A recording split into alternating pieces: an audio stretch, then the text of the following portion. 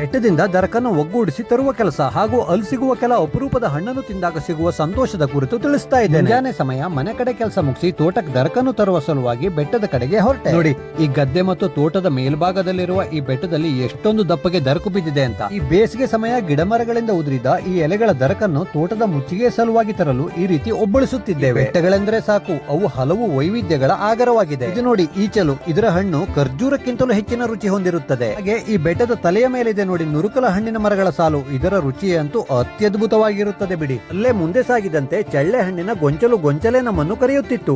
ಈಗ ತಾನೇ ಹಣ್ಣಾಗಲು ಪ್ರಾರಂಭವಾಗಿರುವ ಇದರ ಕುರಿತಂತೆ ಹೆಚ್ಚಿನ ವರ್ಣನೆಯ ಅವಶ್ಯಕತೆ ಇಲ್ಲ ಎಂದುಕೊಳ್ಳುತ್ತೇನೆ. ಹೊಸೆ ಚಳ್ಳೆ ಹಣ್ಣನ್ನು ಸವಿದು ಪಕ್ಕದಲ್ಲೇ ಇದ್ದ ಬೆಟ್ಟದ ಸಿಹಿ ಮಾವಿನ ಹಣ್ಣನ್ನು ಸಹ ತಿಂದಾಯಿತು.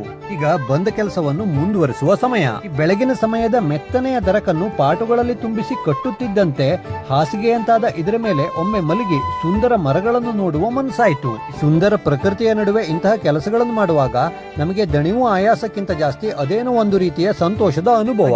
ಯಾರ ಸಹಾಯವೂ ಇಲ್ಲದೆ ಒಬ್ಬನೇ ಇರುವಾಗ ದರಕಿನ ಪಿಂಡಿಯನ್ನು ಹೇಗೆ ಸುಲಭವಾಗಿ ಎತ್ತಿಕೊಳ್ಳಬಹುದೆಂಬುದನ್ನು ತೋರಿಸ್ತಾ ಇದೆ ನೋಡಿ. ಅದೇ ರೀತಿ ಇಲ್ಲಿನ ಕಡಿದಾದ ಇಳಿಜಾರಿನ ಬೆಟ್ಟದಲ್ಲಿ ಇವುಗಳನ್ನು ಹೊತ್ತು ಸಾಗಲು ಸೂಕ್ತ ರೂಢಿ ಸಹ ಬೇಕು. ತೋಟದ ನಿರ್ವಹಣೆಗಾಗಿ ಬೆಟ್ಟಗುಡ್ಡವನ್ನು ನಂಬಿರುವ ಹಳ್ಳಿಗರು ಹಾಗೂ ಅದರ ಜೊತೆಗಿನ ಅವರ ಬಾಂಧವ್ಯವನ್ನು ವಿವರಿಸುವ ಈ ಪುಟ್ಟ ವಿಡಿಯೋವನ್ನು ಈ ಮೂಲಕ ತಮ್ಮ ಜೊತೆ ಹಂಚಿಕೊಳ್ಳುತ್ತಿದ್ದೇನೆ.